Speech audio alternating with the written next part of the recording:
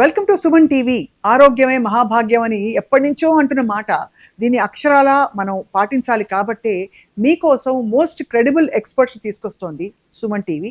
And ఈ యజ్ఞంలో అందరం భాగస్వాములై ఆరోగ్యకరమైన భారతదేశం ప్రపంచాన్ని నిర్మిద్దాం అని చెప్తూ ఇవాల్టి మన స్పెషల్ గెస్ట్ చాలా పేరుగాంచిన సర్జికల్ ఆంకాలజిస్ట్. ఇన్ఫ్యాక్ట్ మన రాష్ట్రంలో తెలంగాణలో బహుశా she's the first lady surgical oncologist. అంటే పురుషాధిక్యం ఉండే ఈ రంగంలో కూడా తన పట్టుని సాధించడమే కాకుండా వేలకి వేల సర్జరీస్ చేసి ఎంతో మందిని క్యాన్సర్ బారిన పడిన వారిని వారి ప్రాణాలని కాపాడుతూ వారిని ఆదుకున్నారనమాట. అండ్ సుదీర్ఘమైన 25 ఏళ్ల ప్రస్థానంలో బహుశా ఎన్ని వేల మంది పేషెంట్లను చూసుంటారో లెక్క పెట్టడం చాలా కష్టం. అయితే ఇవన్నీ ఒక ఎత్తు అయితే, మహిళా సాధికారత కోసం పనిచేస్తూ అలాగే రోటరీ క్లబ్లో క్యాన్సర్కి సంబంధించిన విభాగంలో ప్రధానమైన పాత్ర పోషిస్తూ cancer prevention and screening for women ఈ రంగంలో ఈ విషయంలో చాలా శ్రద్ధ తీసుకుంటూ తన జీవితాన్ని సార్థకం చేసుకున్నారు. డాక్టర్ గీతా నాగశ్రీ గారు, సర్జికల్ ఆంకాలజిస్ట్, మనతో పాటు ప్రస్తుతం ఉన్నారు. వెల్కమ్ డాక్టర్ గీతా నాగశ్రీ గారు. Very happy, honour to have you here ma'am. Thank you అండి. మీరు ఫస్ట్ మహిళ సర్జికల్ ఆంకాలజీలో. అసలు సర్జికల్ ఆంకాలజీ పురుషుల ఫీల్డ్ అని ఎందుకు అయిపోయింది అలాగా? అసలు అంటే యూజువల్గా ఆ రోజుల్లో అంటే కొంచెం మేము ఎంబీబీఎస్ కొంచెం ముందు జనరేషన్లో కూడా ఎక్కువ సర్జికల్ బ్రాంచెస్ ఎక్కువ మేల్ డామినేటెడ్ బ్రాంచెసే ఉండేయండి. మేల్ డామినేటెడ్గా ఉండేది. ఎందుకంటే ఎక్కువ మహిళలు, దాంట్లో ఎక్కువ మహిళలు ఏంటంటే గైనిక్ ఇవే తీసుకునేవాళ్ళు. అది ఏంటంటే తర్వాత ఇప్పుడు ఈ జనరేషన్లో బాగా అంటే 30% ఉమెన్ ఇది ఉంది. దానివల్ల కూడా సర్జికల్ బ్రాంచెస్లో ఎక్కువ ఉమెన్ వెళ్తున్నారు. ఇప్పుడు బాగా ఉన్నారు మెన్ కన్నా కూడా ఉమెన్ ఎక్కువ ఉన్నారు ఇప్పుడు ఈ జనరేషన్, ఇప్పుడు ప్రస్తుతం. బట్ ఆ రోజుల్లో మహిళలు సర్జికల్ ఫీల్డ్లో చాలా తక్కువ మంది ఉండేవాళ్ళు. Right. And especially surgical oncology ఇలాంటి బ్రాంచెస్లో చాలా తక్కువ మంది ఉన్నారు. ఏళ్ళతో లెక్క పెట్టుకోవచ్చు. మీరు తీసుకున్నప్పుడు మ్యామ్ మీరు ఏమైనా సవాళ్ళు ఎదుర్కొన్నారా మీ ప్రయాణంలో మొత్తంగా? చాలా అండి. చాలా ఫేస్ చేసాం. ఇట్ ఈస్ నాట్ ఇది పూలబాట ఏం కాదు అది. ఎందుకంటే it is like A breaking A glass ceiling only. ఎందుకంటే అప్పుడు వరకు ఎందుకంటే మహిళా క్యాన్సర్స్ ఎక్కువ అండి. 50% మహిళా క్యాన్సర్స్ ఉంటాయి. బ్రెస్ట్ క్యాన్సర్ అవనివ్వండి, గైనకలాజికల్ క్యాన్సర్స్ అవనివ్వండి. ఒక మహిళ సమర్థవంతంగా చేస్తుందంటే తన్నే ప్రిఫర్ చేస్తారు. అప్పటి వరకు మేలు ఉన్నారు కాబట్టి అది తట్టుకోవటం కూడా కొంచెం కష్టం. అంటే అది మనమేమీ తప్పని పడటానికి లేదు. బట్ ఇప్పటికి చాలా మంది వస్తున్నారు కాబట్టి టాలరెన్స్ ఎక్కువ ఉంటుంది అనమాట. ఫస్ట్ ఇనీషియల్ గా ఎవరైనా ఇనీషియల్ ఫస్ట్ అనే వాళ్ళు ఫేస్ చేసి వచ్చిన వాళ్ళే కదండి. తర్వాత వాళ్ళకి మిగతా వచ్చిన భావితరాల వాళ్ళకి ఈజీ అవుతుంది అప్ప. అయితే ఈ ఆంకాలజీలోకి రావడం అన్నది, సర్జికల్ ఆంకాలజీలో స్పెషలీ మీకు ఏమైనా కాలింగా అండి? అంటే మీరు ఎవరినైనా చూసి బాధపడి నేను కూడా ఒక క్యాన్సర్ కి సంబంధించిన వైద్యానికి కృషి చేయాలనుకున్నారా? అంటే అట్లా కాదండి. నేను పీజీ జిప్మర్ లో చేశానండి. Pondicherry Jawaharlal institute of medical education and research, JIPMER అని ప్రతిష్టాత్మకమైన ఇన్స్టిట్యూట్, అందరికి తెలిసిన ఇన్స్టిట్యూట్. అక్కడ చేసినప్పుడు అది అది ఆ రోజుల్లో సూపర్ స్పెషలైజేషన్ ఏం పెద్ద ఉండేది కాదు. స్పెషాలిటీ పీజీకి సంబంధించిన బ్రాంచెస్ ఎక్కువ ఉండేవి. కానీ దాంట్లోనే ఇప్పుడు గైనిక్ ఆంకాలజీ, సర్జికల్ అంటే surgical breast oncology, GI oncology అని వాళ్ళు చూసేవాళ్ళు. అంటే ఇట్లా సర్జికల్ ఆంకాలజీ అలా ఫీల్డ్స్ ఆ రోజుల్లో ఉండేవి కావు అక్కడ. సో ఇప్పుడు వచ్చినాయి. కానీ అప్పుడు ఏంటంటే ఈ పీజీలోనే మేము ఇవన్నీ చూసేవాళ్ళం అనమాట. చూసినప్పుడు అది పైగా అది ఫ్రీ ట్రీట్మెంట్ ఇన్స్టిట్యూట్. 4 స్టేట్లలో నుంచి వచ్చేవాళ్ళు. అటు ఆంధ్రప్రదేశ్ నుంచి, ఇటు అదే తమిళనాడు నుంచి, కర్ణాటక నుంచి, అన్ని చోట్ల నుంచి వచ్చేవాళ్ళు పేషెంట్స్. పాండిచేరి యూనియన్ టెరిటరీ నుంచి. కాబట్టి చాలా కేసెస్ ఉండేవి. అండ్ అది ఛాలెంజింగ్ గా ఉండేవి. అంటే ఎక్కువగా పువర్ పేషెంట్స్ కదా, అలా ఎస్పెషలీ సర్వైకల్ క్యాన్సర్లు, అది young women, totally preventable cancer. Cervical cancer అనేది ప్యాప్స్మియర్ అనేది చేస్తే ఒక 10 ఏళ్ల పాటు ప్రీ క్యాన్సరస్ స్టేజ్ ఉంటుంది. అలాంటిది మన దేశంలో ప్రతి 8 నిమిషాలకు ఒక స్త్రీని కోల్పోతున్నాం ఆ క్యాన్సర్తో. ఆ వస్తాం కూడా 3rd స్టేజ్ 4th స్టేజ్లో వచ్చి వెరీ యంగ్ పీపుల్ అనమాట. అంటే ఫ్యామిలీస్ యంగ్ అనమాట. పిల్లలు 7-8 ఏళ్ళు 10 ఏళ్ళు అట్లా ఉంటారు వాళ్ళకి పిల్లలు. 30s అండ్ ఎర్లీ 40sలో ఉన్న వాళ్ళు దాని బారిన పడి చనిపోతున్నారు. సో అవన్నీ కొంచెం ఛాలెంజింగ్ గా అనిపించేది. అందుకని I'm interest in oncology field. Later అప్పుడు ఏంటంటే ఇంకా పెద్ద ఎక్కువ ఆంకాలజీలో సూపర్ స్పెషలైజేషన్ సీట్స్ కూడా అన్ని లేవు. జస్ట్ వర్క్ చేసి నేను అక్కడ నుంచి చాలా చోట్ల హై వాల్యూమ్ సెంటర్స్ లో చేశానండి. ఇనిషియల్ స్టేజెస్ లో అంటే ఎక్కువ సర్జరీస్ ఉండేవా? హై వాల్యూమ్ సెంటర్స్ లో all regional cancer, first regional cancer centre Thiruvananthapuram ట్రివాండ్రంలో చేశాను. ఎందుకంటే అప్పుడు మా హస్బెండ్ శ్రీ చిత్రాలో చేసేవాళ్ళు, అందుకని పక్కనే ఇన్స్టిట్యూట్ అనమాట ఆర్సిసి ట్రివాండ్రంలో. దాంట్లో చేశాను. తర్వాత ఇక్కడికి వచ్చాక ఎంఎన్జే క్యాన్సర్ హాస్పిటల్లో చేశాను. తర్వాత బసవతారకంలో చేశాను. తర్వాత మళ్ళీ కిద్వాయిలో చేశాను. ఇవన్నీ దేశంలో మొత్తం హై వాల్యూమ్ సెంటర్స్లో ఇనీషియల్ డేస్లో చేస్తాం మూలంగా చాలా వరకు అంటే హై వాల్యూమ్ సెంటర్ ఎక్స్పీరియన్స్ కూడా బాగా వస్తుందండి. రైట్. తర్వాత ఎంసీహెచ్ అన్ని చేసాకంటే అప్పుడు అన్ని సీట్స్ లేవు. But I was working always in surgical oncology only. I'm already consultant. But ఆ తర్వాత డిగ్రీ ఈజ్ వెరీ ఇంపార్టెంట్ అని అనుకొని ఇది రాస్తే ఎంట్రన్స్ సీట్ వచ్చింది. మళ్ళీ వెళ్ళి చేసి మళ్ళీ వచ్చాను 3 years. పట్టువదలని గీతా నాగశ్రీ గారు. చాలా బాగుందండి మీ ప్రయాణం, చాలా సార్థకంగా ఐ థింక్ ఫుల్ఫిల్లింగ్ గా ఉంటుంది మీకు. చాలా అండి. అండ్ మోస్ట్ క్రిటికల్ కేసు ఏం సాల్వ్ చేశారు గీత గారు మీరు? బికాస్ ఆబ్వియస్లీ అంటే ప్రతి కేసు క్రిటికల్ అయ్యుండొచ్చు, బట్ ప్రాణాంతకంగా మారిన కేసుని మీరు సాల్వ్ చేసిన ఒక ఉదంతం డాక్టర్ గీతా నాగశ్రీ అంటే గారు. ఎవ్రీడే చేస్తానే ఉంటామండి అలాంటి. ఎందుకంటే ఆల్ పేషెంట్స్, క్యాన్సర్ పేషెంట్స్ అందరూ కీమోథెరపీ తీసుకొని, ఇప్పుడు కూడా ఒక పేషెంట్ ఉంది ఛాలెంజింగ్గా లాట్ ఆఫ్ కీమోథెరపీ తీసుకొని తర్వాత సర్జరీ చేసి ఓవేరియన్ క్యాన్సర్ పేషెంట్. తర్వాత సర్జరీ అయిపోయాక మంచిగా డిశ్చార్జ్ చేసి మళ్ళీ బోన్ మ్యారో సప్రెషన్ ఉంది, అన్ని కీమోథెరపీ ఏజ్ ఉంది, ఏజ్ వలన ఒక్కోసారి బోన్ మ్యారో సప్రెషన్స్ వస్తాయి. మళ్ళీ కౌంట్స్ అన్ని తగ్గిపోయి ఇన్ఫెక్షన్ వచ్చి వాళ్ళ అన్ని బయటికి తీసుకురావాలంటే ప్రతి క్షణం కూడా మనం జాగ్రత్తగా చూసుకుంటూ ఎవ్రీథింగ్ కరెక్ట్ చేస్తే తప్ప వాళ్ళు బయటికి రారండి. ప్రతి రోజు కూడా ఛాలెంజింగే మాకు. ఎందుకంటే ఈ పేషెంట్స్ అందరూ ఎస్పెషలీ ఏజ్ ఉంటుంది పేషెంట్స్కి, క్యాన్సర్ పేషెంట్స్కి. బికాజ్ ఓల్డ్ అయిన కొద్ది క్యాన్సర్ ఇన్సిడెన్స్ ఎక్కువ ఉంటుంది. అండ్ అదే కాకుండా ఇమ్యూనో సప్రెషన్ అంటే ఆల్రెడీ కీమోథెరపీ తీసుకొని ఉంటారు. కీమోథెరపీ తీసుకున్నప్పుడు కొంతవరకు ఆ కీమోథెరపీ ఎఫెక్ట్ ఇలానే బోన్ మ్యారో మీద ఇమ్యూనిటీ సిస్టమ్ని డౌన్ చేస్తుంది అనమాట. అప్పుడు వాళ్ళు ఎక్కువ ఇన్ఫెక్షన్స్ వచ్చే ఛాన్సెస్ వీళ్ళకి ఎక్కువ ఉంటాయండి. సో ఇవన్నీ ప్రతి కేసు కూడా ఛాలెంజెస్. ఇప్పుడు సర్జరీ అప్పుడు కూడా మేజర్ సర్జరీస్ ఉంటాయి అనమాట. ఒక్కోసారి చాలా డిసీజ్ ఉంటుంది. ఎస్పెషలీ ఓవేరియన్ క్యాన్సర్ సర్జరీస్ చాలా ఛాలెంజింగ్ అండి. మొత్తం పొట్టంతా పాకిపోయి ఉంటుంది అనమాట. అది ఓపెన్ చేసి ఫస్ట్ అసలు మనం ఏలు కూడా మన చేయి కూడా దూర్చినంత డిసీజ్ ఉంటుంది. అంటే ఏమవుతుంది అంటే డిసీజ్ అంటే బాగా ఇన్ఫెక్ట్ అయిపోయి ఉంటుందా? మొత్తం ట్యూమర్ అంతా మొత్తం స్ప్రెడ్ అయ్యి ఒమెంటమ్ అని పొర ఉంటుందండి. పల్చగా మామూలుగా అందరికీ ఫ్యాట్ పొర ఉంటుంది అనమాట. ఇంటెస్టైన్ నుంచి ఆ పొర ఇట్లా ప్రొటెక్టివ్ పొరలాగా ఉంటుంది అనమాట. దాని మీద ఆ పొరంతా ట్యూమర్ చేరుకొని కేక్ లాగా ఫామ్ అవుతుంది. మొమెంటల్ కేకింగ్ అంటారు. అసలు ఫస్ట్ ఓపెన్ చేసినప్పుడు అబ్బా ఇది చేయగలమా అనే ఇది వస్తుంది. బట్ లోపల వెళ్ళి పెర్సెవరెన్స్ అనమాట. అంతా నెమ్మది జాగ్రత్తగా అన్నీ చేసుకుంటా వెళ్ళి at the end of the surgery మొత్తం డిసీజ్ తీసేస్తే అది చాలా గ్రాటిఫైయింగ్ ఉంటుందండి. మనకు అసలు ఆనందం డిఫరెంట్. అంటే మీరు లిటరలీ ఉండి చూసుకుంటూ తీసేయాలి. అవును. అంటే ఇదంతా ఓపెన్ సర్జరీ కదండి. అది ఓవరీ ఓపెన్ చేస్తాము. మిగతాయి మినిమల్ ఇన్వేసివ్ చేస్తాము, లాప్రోస్కోపీ, రోబోటిక్ మిగతాయి చేస్తాము. కానీ ఓవరీ క్యాన్సర్స్ ఇవన్నీ ఓపెన్ చేస్తాము. అది చాలా. అయితే మరి ఇలాంటి కేసులు బోర్డు చేస్తుంటారు. చేస్తుంటాం. మీ మోస్ట్ అంటే బ్యూటిఫుల్ మెమరీ మీరు కాపాడి వాళ్ళని చాలా బాగుండి ఎప్పటికో అంటే పేషెంట్ వచ్చి కలుస్తూ ఉంటారు కదా, అలాంటి బ్యూటిఫుల్ మెమరీ అంటే ఫస్ట్ టైము హైపెక్ చేసినప్పుడు అండి, ఒక 7 ఏళ్ల సాఫ్ట్వేర్ ఇంజనీర్ అమ్మాయి క్యాన్సర్ అంటే అమ్మాయికి అప్పుడు కాదు, అది second time. First time US లో she was working in US, Boston లో. అమ్మాయి అక్కడ బోస్టన్ లో మన హార్వర్డ్ వాళ్ళ సెంటర్ ఉంటుందండి, అది డానా ఫాబర్.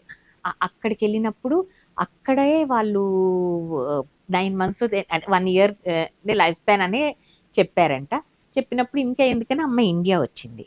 అప్పుడు అంతకన్నా ముందు 10 years, ఇప్పుడు నేను అది చేసుకో 10 years ఎక్కువ అయిందండి, 10 years అయింది.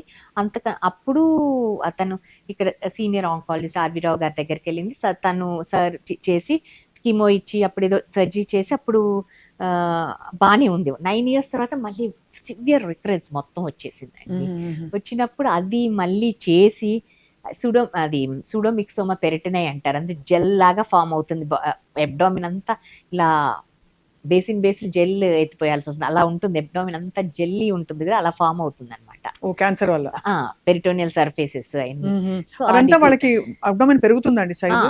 డిస్టింక్షన్ ఉంటుంది. దాని వలన అంటే ఇంటెస్టైన్ మధ్యలో అంతా ఇరుక్కుపోయి సరిగా తినలేకపోవటం ఇవన్నీ జరుగుతాయి. వీళ్ళందరికీ ఏ సిమ్టమ్స్ తో అసలు క్యాన్సర్ కోసం వెళ్తారు వాళ్ళు టెస్టింగ్ కోసం? అంటే టెస్టింగ్ ఏ సిమ్టమ్స్ అంటే సటిల్, అంటే అందరికీ ఒక సిమ్టమ్స్ ఉండవు. కొంతమందికి కొంచెం తినగానే ఫుల్ గా ఉంటాము, కొంతమందికి అరగకపోవటము, అజీర్ణంగా ఉంటాము, కొంతమందికి అబ్డామినల్ పెయిన్ ఉంటాము, కొంతమందికి మలమూత్ర విసర్జనలో తేడాగా ఉంటాము. ఇవి చూసి డాక్టర్ దగ్గరికి రీసెర్చ్ కోసం వెళ్తే మామూలుగా ఏదైనా చిన్న అల్ట్రాసౌండ్స్ ఏమైనా చేస్తే అప్పుడు బయటపడుతున్నాయి అన్నమాట ఈ సిమ్టమ్స్. చాలా భయానకం. సో అది హైపెక్ అని, దానికి సర్జరీయే కాకుండా మొత్తం తీసేసిన తర్వాత హైపెక్ అని చేయాలి. ఒక మెషిన్ ఉంటుంది, కీమోథెరపీ ఒక 41 degrees హీట్ చేసి లోపల సర్క్యులేట్ చేస్తాం అన్నమాట.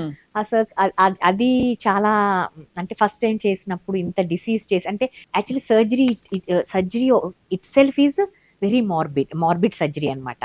అంటే చాలా సర్జరీకే చాలా రిస్క్ ఉంటుంది సర్జరీ ఇట్ సెల్ఫ్ అంత తీసినప్పుడు. అండ్ దానికి తోడు ఈ కీమోథెరపీ కూడా, ఇంకా టైమ్ ఆఫ్ సర్జరీ కూడా 8 నుంచి 10 గంటలు ఈజీగా పడుతుందండి.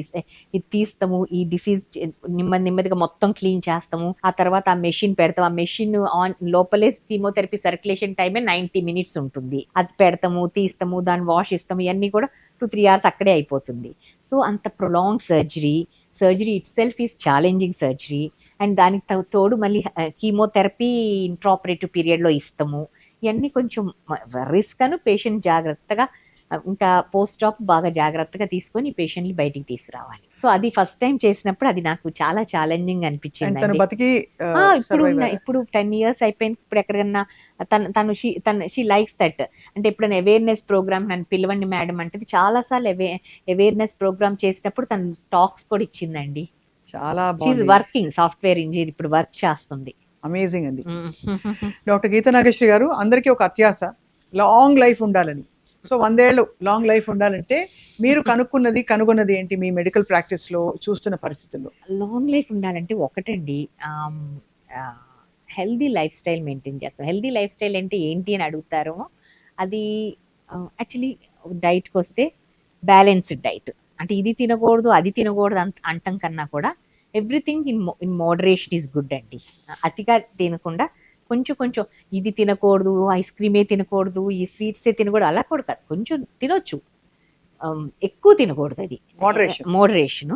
అండ్ ఎక్కువగా పండ్లు కూరగాయలతో కూడిన ఆహారం, ఫ్రూట్స్ అండ్ వెజిటబుల్స్ అని మనం చెప్తాం. ఫ్రూట్స్ ఓకేనా అండి? ఈ మధ్యకాలంలో మా ప్రేక్షకులందరూ అడుగుతున్న question, Suman TV viewers, fruits తింటే షుగర్స్ కదా, ఫ్రక్టోస్ కదా, డైరెక్ట్ గా కన్వర్ట్ అయిపోతుంది. అంటే షుగర్స్ అంటే కొన్ని అంటే డయాబెటీస్ ఉన్న వాళ్ళు కొన్ని ఫ్రూట్స్ జాగ్రత్తగా తినాలండి. డయాబెటీస్ ఉన్న వాళ్ళు, కిడ్నీ డిసీజెస్ ఉన్న వాళ్ళు, పొటాషియం కూడా ఉంటాయి కదా ఎక్కువ ఫ్రూట్స్ లో, కొంచెం పొటాషియము, కొంతమంది రీనల్ డిసీజెస్ ఉన్న వాళ్ళకి పొటాషియం ఎక్కువయ్యే అవకాశం ఉంటుంది. సో అలా ఉన్న వాళ్ళు కొంచెం ఏ ఫ్రూట్లో ఏది ఉంటుందో కొంచెం చూసుకొని తినాలి. అదర్వైజ్ ఫ్రూట్స్ మంచిదండి తినడానికి. అండ్ కూరగాయలు, అన్ని రకాల కూరగాయలు మంచిది. అలా నాన్ వెజ్ తినకూడదని కాదు, మోడరేషన్లో తినొచ్చు. యాక్చువల్లీ మన ఇండియన్ కల్చర్ తీసుకుంటే అది ఫాలో అయితే ఇంకా ఏమీ అవసరం లేదండి. మనం age old grand mass kitchen అంటాం కదా, వాళ్ళు ఆ రోజుల్లోనే ఎంత అద్భుతంగా ఏది మంచిది, మనకి ఏది మంచిది కాదు అని. నాన్ వెజ్ ఎవ్రీడే ఉండేది కాదు. నేను అడగబోతున్నాను, ఆ రోజుల్లోనండి సండే నాన్ వెజ్ అని ఉన్నట్టు చెప్పారు. నేను I grow up vegetarian completely. So but తినే వాళ్ళని అడిగితే చెప్పేవారు. ఇప్పుడు అంటే ఏదో అందరూ రోజు తింటే అలా అలవాటు అయిపోయింది. కానీ అప్పుడు వారానికి ఒకరోజు, అంటే ఎవ్రీథింగ్ ఇన్ మోడరేషన్. వారానికి ఒకరోజు నాన్ వెజ్ తినమనే వాళ్ళు, నాన్ వెజ్ వారానికి ఒకరోజు చేసేవాళ్ళు. మిగతా టైపు మంచి వెజిటేబుల్స్, ఫ్రూట్స్ ఆహారం ఉండేది. అండ్ అదర్వైజ్ ఆల్సో అన్ని కూరల్లో స్పైసెస్ కానీ అన్ని దే ఆర్ వెరీ గుడ్ అండి. Lot of spices contains antioxidants. And especially మనం అసలు మాకు ఆంకాలజీ సంబంధించి ఒక బుక్ ఉంటుంది, బైబుల్ లాగా, డివిటా అని. దాంట్లోనే ప్రిస్క్రైబ్ చేశారు వన్ థింగ్ విచ్ హ్యాస్ అదే ఈ క్యాన్సర్ది అరకట్టే లక్షణం ఉన్న ఒకటి ఏంటంటే కర్క్యూమిన్ అని ఇచ్చారు.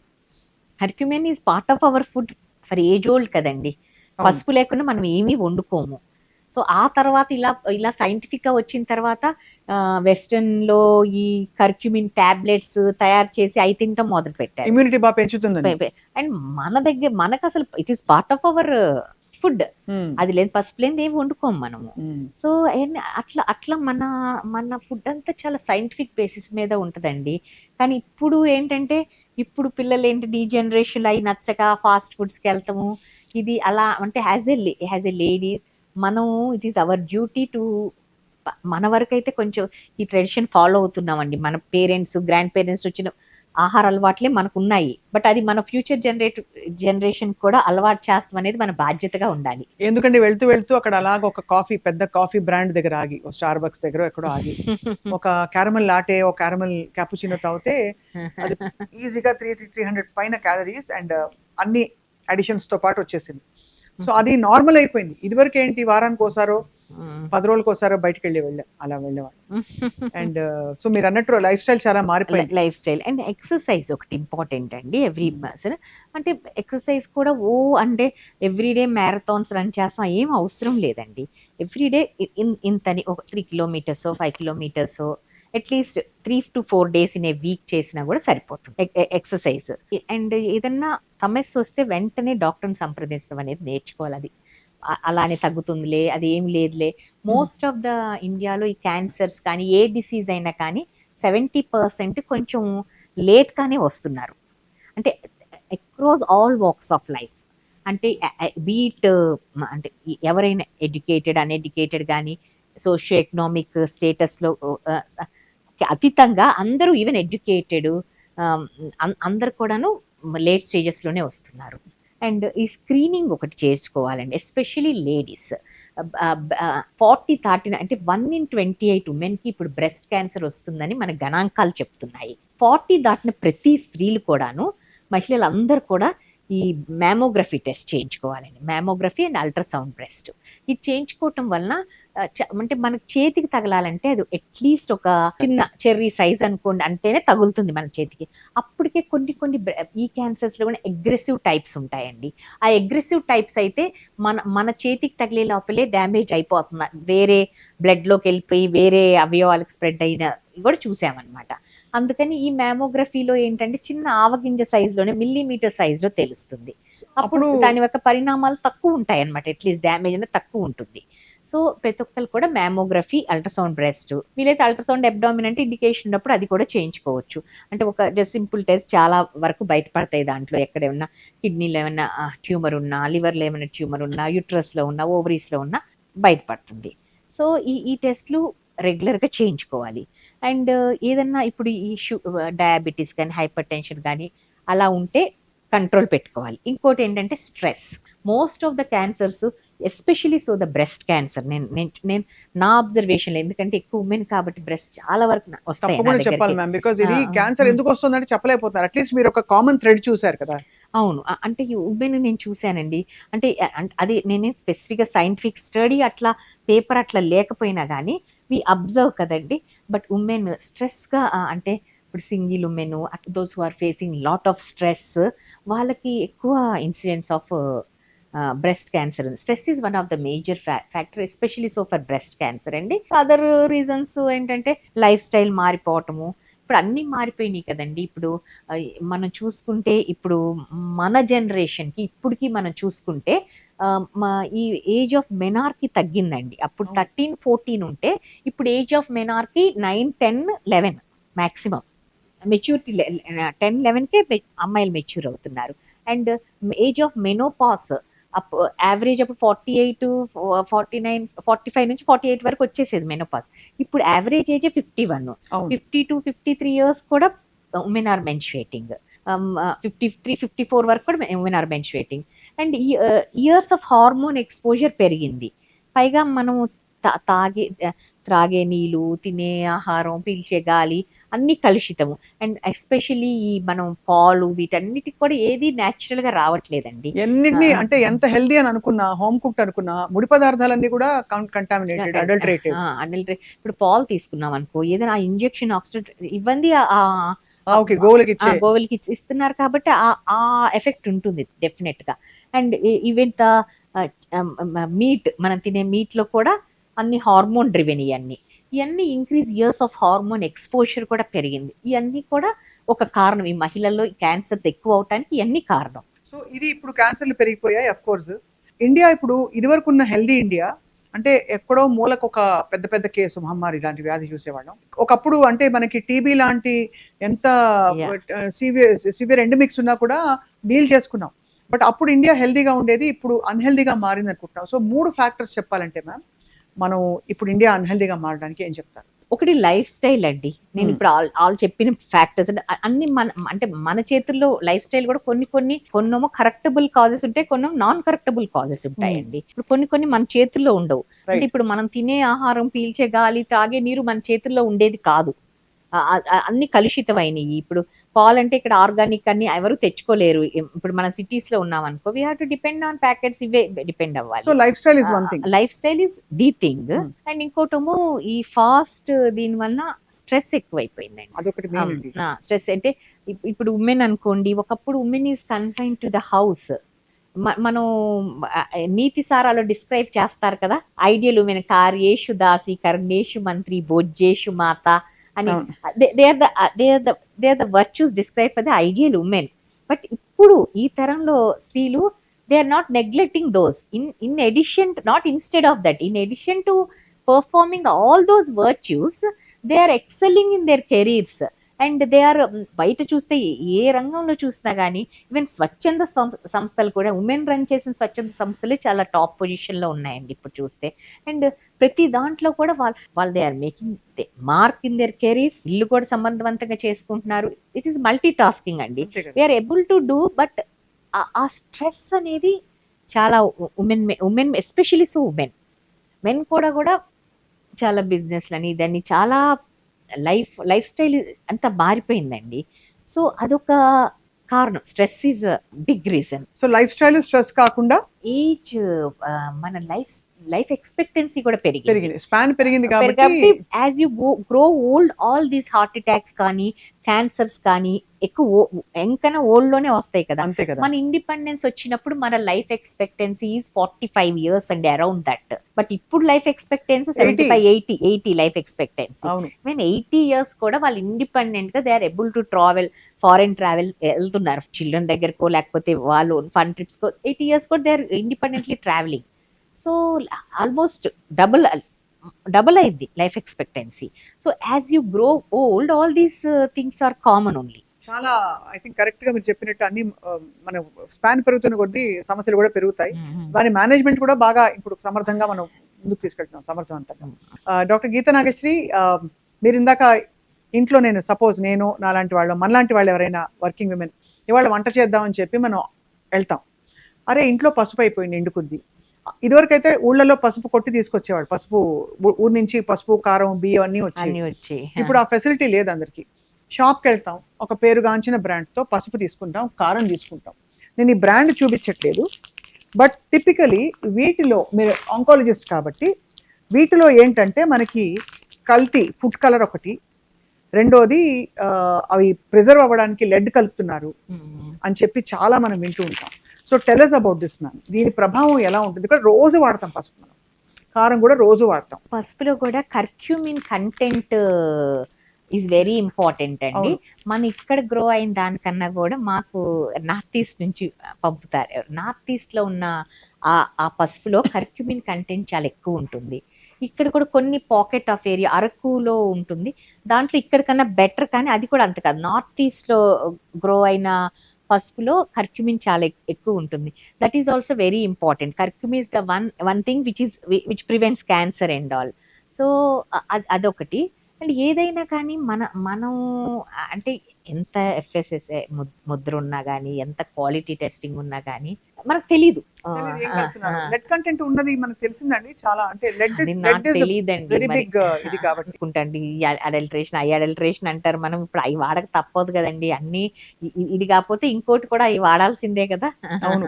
కాబట్టి ఏం జాగ్రత్తలు తీసుకోవచ్చు అంటారు మన వంట చేసేటప్పుడు? అంటే వంట చేసేటప్పుడు జాగ్రత్తలు అంటే ఏమైనా వీలైతే, అంటే మనకు అవకాశం ఉండి మనకుంటే అలా మనం ప్యూర్ ఇంగ్రీడియంట్స్ తెచ్చుకొని అవి చేయించుకోవటం, that is the one thing. Best అలాగే టెఫ్లాన్ కోటెడ్ ఈ నాన్ స్టిక్లు వీటి గురించి మీ అభిప్రాయం ఏంటి? వాటిలో కూడా అంటే కార్సినోజెనిక్ పదార్థాలు ఉంటున్నాయి అని అంటున్నారు. Good companies still we are using non stick, but age ఓల్డ్గా మనం మన ఇంట్లో మళ్ళీ కొంతమంది మట్టి పాత్రలకు కూడా దిగుతున్నారండి. మట్టి చాలా పాత్రలు మంది మంచివి కదా, చాలా మంది అంటే మళ్ళీ అంటే ఏదో అంటారు కదా, మళ్ళీ పాత. పాత కాలానికి అన్ని అన్ని మళ్ళీ దే ఆర్ గెటింగ్. మంచి ఏంటది ఇత్తడితో టిఫిన్ క్యారియర్లు, ఇత్తడి గిన్నెలో ఉండేది అమ్మ అన్నం చిన్నప్పుడు. అవును అవును అలాగే మీరు అన్నట్టు మట్టి పాత్రలో కూడా మనకి అవును ఏదైనా వండుకుంటే చాలా రుచిగా కూడా ఉంటుంది. మట్టి పాత్రలకి దిగుతారు కొంతమంది, ఇళ్ళలో వండుతున్నారు మట్టి పాత్రలు. బట్ అన్నిటికీ మన చేతుల్లో ఉండదు కదండి. మనం ఫాస్ట్ లైఫ్ లో we can take care of all these things. అంతే కదా. చాలా కానీ ఉన్న దానిలో మనం అవాయిడ్ చేయాలి, క్లీన్ ఫుడ్ తినే ప్రయత్నం అయితే చేయాలి. మీరు ఇంత బిజీ ఆంకాలజిస్ట్ గా ఉంటూ సర్జరీలు చేస్తారు రోజు, మీ ఆరోగ్యాన్ని మీరు ఎలా కేర్ తీసుకుంటారు? ఏం తింటారు? మీ బ్రేక్ఫాస్ట్ కి మీరేం జాగ్రత్తలు పాటిస్తారు? బయట తింటారా ఫుడ్? బయట తక్కువేనండి. అంటే బయట తక్కువ అంటే ఎప్పుడన్నా ఏదో పెళ్ళికి ఫంక్షన్స్కి వెళ్ళినప్పుడు వీల్ హ్యావ్ ఇట్. బట్ ప్రత్యేకంగా బయట రెస్టారెంట్కి వెళ్తాము అది తక్కువే. మేము ఎప్పుడు అనిపించదా ఫ్యామిలీతో బయటకు వెళ్ళాలి? ఒకేషన్ వస్తే మనకి ఏదొచ్చినా మనకి మన కల్చర్ లో ఫుడ్డే కదా మెయిన్. ఎప్పుడన్నా వెళ్తాము, అదేం కాదు, ఎప్పుడన్నా వెళ్తాము. కానీ ఇంట్లో కూడా ఎంజాయ్ చేస్తాము ఫ్యామిలీ అందరు కలిసి ఫ్యామిలీతో.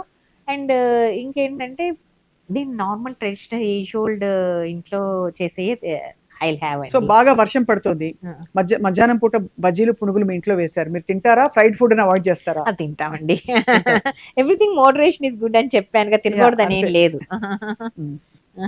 అలాగే ఎక్సర్సైజ్ చేస్తారా డాక్టర్ గీత నాగేశ్వరి? ఎక్సర్సైజ్ అంటే రోజు కుదరదు కానీ కుదిరినప్పుడు చేస్తానని, అంత ముందు లేదు. దానివల్ల కొంచెం నాకు అనిపిస్తుంది. కేబిఆర్కి వెళ్తా ఉంటాను వీలైనప్పుడల్లా వాకింగ్కి. అక్కడే కొంచెం లేడీస్ అందరూ కొంచెం ఈ స్ట్రెచ్చింగ్స్ అవి చేస్తూ ఉంటాము. బాగుంది. ఐ థింక్ మీరు ఆరోగ్యంగా ఉంటే మీ పేషెంట్లు చూసి మిమ్మల్ని మీ చిరునవ్వును చూసి సగం జబ్బు తగ్గిపోతుంది.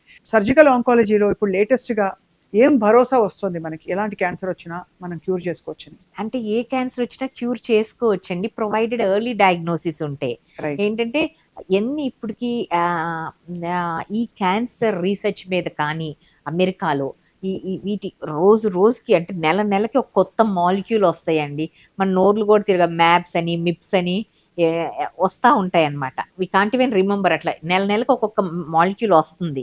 అంటే అది ఒక మాలిక్యూల్ మార్కెట్లోకి రావాలంటే ఎంత రీసెర్చ్ చేశాక వస్తుందో, దానికి ఎంత స్పెండ్ చేయాలో, అంటే billions and trillions of dollars spend చేస్తున్నారు క్యాన్సర్ రీసెర్చ్లో. ఎంత స్పెండ్ చేసినా, ఎంత అత్యాధునికమైన ట్రీట్మెంట్ ఉన్నా కానీ, చికిత్స ఉన్నా కానీ, key to success, key to long term survival, key to cure in cancer is only early diagnosis. Right. Early diagnosis. ఇప్పుడు cancer all surgeries early diagnosis ఉంటే డెఫినెట్గా క్యూర్ రేట్స్ ఎక్కువ ఉంటాయండి. రైట్. మరి ఇంకొక ఫ్యాక్టర్ ఏంటంటే క్యాన్సర్లో tumour biology is the king అండి.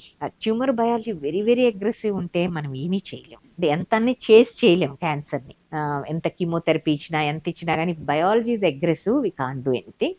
ఏ ఒక్కరికి సిమ్టమ్స్ వచ్చినా కానీ అంటే తెలుస్తూ ఉంటుంది. ఇలా మనకు ఎక్కడన్నా పుండయ్యేది హీల్ అవ్వకపోయినా కానీ, దగ్గు సాధారణంగా ఒక వారం ఉంటుంది, 2 వారాలు ఉంటుంది. అంతకు మించి ఒక నెలల తరబడి దగ్గు వచ్చింటే డెఫినెట్గా డాక్టర్ సంప్రదించాలి. అలానే ఏదన్నా ఇక్కడ లోపల పుండ్లు కానీ, నోట్లో ఇక్కడ నెక్లో ఏదైనా నోట్స్ కానీ ఉన్నా కానీ, అండ్ బాడీలో ఎక్కడైనా స్వెల్లింగ్ ఉన్నా కానీ, అండ్ మలమూత్ర విసర్జనలో ఏదైనా తేడా ఉన్నా కానీ, అండ్ బ్లడ్ ఏమైనా వస్తున్న యూరిన్లో కానీ, మోషన్లో కానీ, లేకపోతే మెనోపాస్ అయిన తర్వాత మహిళలకి బ్లీడింగ్ కానీ, స్పాటింగ్ చిన్న రక్తం చుక్కలా కనిపించినా కానీ, ఇవన్నీ సిమ్టమ్స్.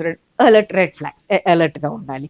అలా ఏదైనా కొంచెం తినగానే పొట్ట ఫుల్గా ఉండటం కానీ, అజీర్ణంగా ఉండటం కానీ, పొట్ట ఉబ్బరంగా ఉండటం కానీ, పొట్ట ఉబ్బిపోవటం కానీ, ఇలాంటి సిమ్టమ్స్ ఎలాంటివి ఉన్నా కానీ వెంటనే డాక్టర్ని సంప్రదించాలి. అలానే రొమ్ములో గడ్డలు కానీ, కణితలు కానీ, చెనుమోల్లో చాలా మందికి సడన్ ఇచ్చింగ్ విపరీతంగా వస్తుంది బ్రెస్ట్ లో.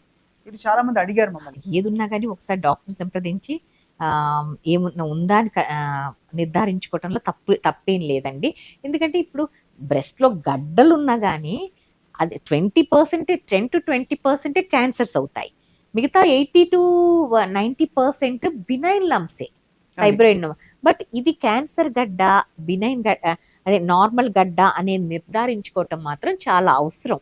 సో అయితే మీరు ఇచ్చిన పాయింటర్స్ ఫుడ్లో మనం పాటించే moderation and positive mind set ఉంటే మాత్రం 100% I think unfortunately cancer diagnose అయినా కానీ ఇప్పుడు చికిత్స చేసేటప్పుడు ఎవరైతే ఏ పేషెంట్ అయితే పాజిటివ్ మైండ్ సెట్లో ఉంటారో, ఇది ఇది నన్నేం చేస్తుంది, నన్నేం చేయలేదు, I can fight it out అని అనుకుంటారో వాళ్ళు డెఫినెట్లీ ఈ క్యాన్సర్ మీద డెఫినెట్గా వాళ్ళు జయించగలరు. చాలా బాగుంది. నేను అదే ఏం చేస్తారనమాట ఈ క్యాన్సర్ అని వినగానే, especially so the young women, అంటే దోస్ ఫ్యామిలీస్ ఆర్ యంగ్ ఉంటారు కదండి, పిల్లలు అప్పుడే డిగ్రీలు, టీనేజ్ పిల్లలు, అబౌట్ జస్ట్ అడల్ట్ లోకి ఎంటర్ అవటం, జస్ట్ డిగ్రీస్ అలా కంప్లీట్ అవుతాం, లైక్ ఇంటర్మీడియట్లో ఉంటాం. అలా ఏజ్లో వచ్చినప్పుడు మదర్స్కి డెఫినెట్గా అంటే తనకి క్యాన్సర్ అనగానే భయము, తనకేమన్నా అయితే ఫ్యామిలీ తనకన్నా కూడా ఫ్యామిలీ ఏమైపోతుందో, పిల్లలు ఏమైపోతారని ఆందోళన, అది అది సహజం ఎవరికైనా కానీ. దానివల్ల చాలా డిప్రెషన్కి వెళ్తారు. సో వీళ్ళ కౌన్సిలింగ్ అనేది very important. More than treatment, first council చేశాక నేను ట్రీట్ చేస్తాను. ఎందుకంటే చాలా వరకు మేము కౌన్సిల్ చేసి, ఒక్కొక్కసారి మేము కౌన్సిల్ చేస్తాం కన్నా కూడా కొంతవరకు కన్విన్స్ అవుతారు. ఆల్రెడీ అదే జబ్బులో బారిన పడి చికిత్స పొంది దాన్ని జయించి నార్మల్ లైఫ్ లీడ్ చేసే వాళ్ళు కొంతమంది నెంబర్స్ పేషెంట్స్ కొంతమంది కౌన్సిలింగ్కి రెడీగా ఉంటారు, వేరే వాళ్ళని కౌన్సిలింగ్ చేస్తాను. అలాంటి సమయంలో ఒకసారి వీళ్ళతో మాట్లాడండి, వీళ్ళు చాలా బాగా చెప్తారు మీకు, వీళ్ళు కూడా ఇలానే అప్పుడు ఫస్ట్ ఫేస్ చేశారు, ఇప్పుడు అంతా చాలా నార్మల్ లైఫ్ లీడ్ చేస్తున్నారు, they are doing jobs, they are doing businesses, భరోసా. అలా వాళ్ళు మాట్లాడినప్పుడు చాలా రిలీఫ్గా ఫీల్ అవుతారండి. పేషెంట్ సపోర్ట్ గ్రూప్ అంటాం కదా, అట్లా. ఇప్పుడు మేము కౌన్సిల్ చేస్తాం, ఒకవేళ అప్పుడు కూడా వాళ్ళు ఇంకా డిప్రెషన్లో ఉంటే వేరే ఈ పేషెంట్ సపోర్ట్ గ్రూప్ అని వాళ్ళతో చేయించుతాము. ఆ తర్వాత కొంతవరకు అంటే ఏ న్యూస్ అయినా విన్నప్పుడు ఫస్ట్ ఇది ఉంటాయి కదండి, ఈ స్టెప్స్.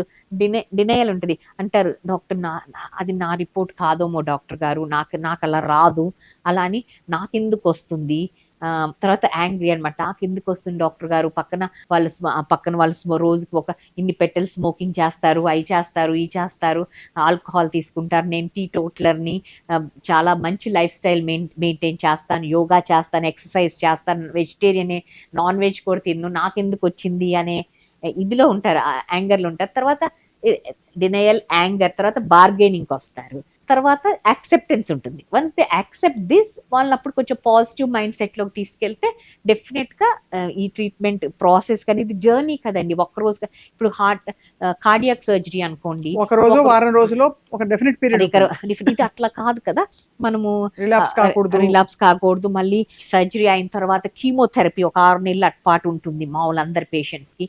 ఆ తర్వాత మళ్ళీ రేడియేషన్ ఉంటుంది 1 నెల. ఇవన్నీ ఆ కీమోథెరపీ అప్పుడు తాత్కాలికంగా కొన్ని ఇబ్బందులు ఉంటాయి, కాదనట్లేదు. కానీ కీమోథెరపీ అంటేనే అంటే ఏంటంటే మన దేశంలో ఏంటంటే ఒకరికి వచ్చింది అంటే అందరూ సలహాలు ఇస్తారు. ఆ సలహాలు, అమ్మో కీమోథెరపీయా, పలానా వాళ్ళకి ఇస్తే అట్లయింది, పలానా వీళ్ళు భయపడిపోతారు. అలా కాదు, ఎప్పుడు పాజిటివ్గా ఇవ్వాలన్నమాట కౌన్సిలింగ్. కీమోథెరపీ అంటే వాళ్ళు ఏంటో ఒక భూతం లాగా చూస్తారు.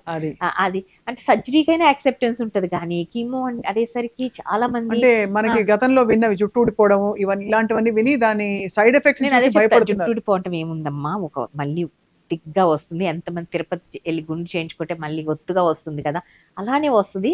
ఒక ఫ్యూ మంత్స్ అసలు మీరు స్టాప్ చేసిన ఎమ్మటే ఫ్యూ మంత్స్లో వచ్చేస్తుంది హెయిర్, మీరు బాగుంటే చాలు, hair is not a issue అంటే ఇంటారు. అప్పుడు వాళ్ళకి అర్థం అవుతుందండి. మిగతా అన్ని సైడ్ ఎఫెక్ట్స్ కానీ అన్ని, ఇప్పుడు సైడ్ ఎఫెక్ట్స్ కూడా ఎదుర్కోవటానికి, వామిటింగ్స్ ఇవన్నీ ఎదుర్కోవటానికి మంచి మెడిసిన్స్ వచ్చినాయి.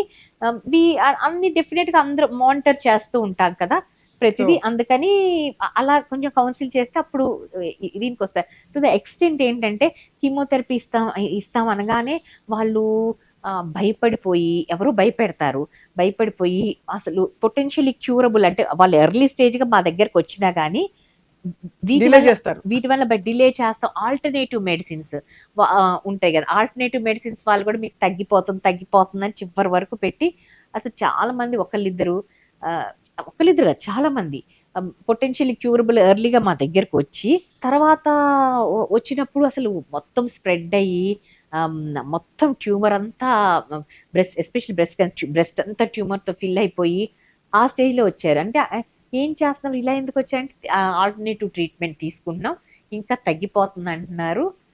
ఇంకా మాకు ఇప్పుడు ఇంత వచ్చిన తర్వాత మాకే అనుమానం వచ్చి వచ్చామంటారు. అప్పుడు పొటెన్షియల్లీ క్యూరబుల్ డిలే చేస్తున్నారు. డిలే చేస్తారు, అప్పుడు ఇన్క్యూరబుల్ అయిపోతుంది. సో మొత్తం మీద బట్ ఐ థింక్ మీరు అన్నట్టు advancements and correct medical care తో అవును, cancer is very curable these days ma'am. Curable అండి. And early detection is the key. Early detection is the key to success in cancer. So doctor Geetha Nageshwari garu, ఎప్పటికప్పుడు మిమ్మల్ని మేము పలకరిస్తూ ఉంటాం with your permission. Thank you అండి. Cancer కి సంబంధించి credible information Suman టీవీలో అందించడానికి, నాట్ జస్ట్ అబౌట్ క్యాన్సర్, మన లైఫ్ స్టైల్లో అన్ని వ్యాధులు ఇప్పుడు ముడిపడిపోయి బేస్ లైన్ ఇన్సులిన్ రెసిస్టెన్స్ నుంచి, డయాబెటీస్ నుంచి, సిండ్రోమిక్స్ అని, హైపర్ టెన్షన్ అని, ఇంకా రకరకాల కండిషన్స్ వస్తున్నాయి. అన్నిటి గురించి ఎప్పటికప్పుడు సుమన్ టీవీ వ్యూవర్స్ కి బెస్ట్ ఎక్స్పర్ట్స్ తీసుకొచ్చి మీకు మేము ఇన్ఫర్మేషన్ అందిస్తాం. మనందరం అప్రమత్తం అవుదాం, ఆరోగ్యాన్ని కాపాడుకుందాం. Thank you very much ma'am. Thank you Swapna గారు.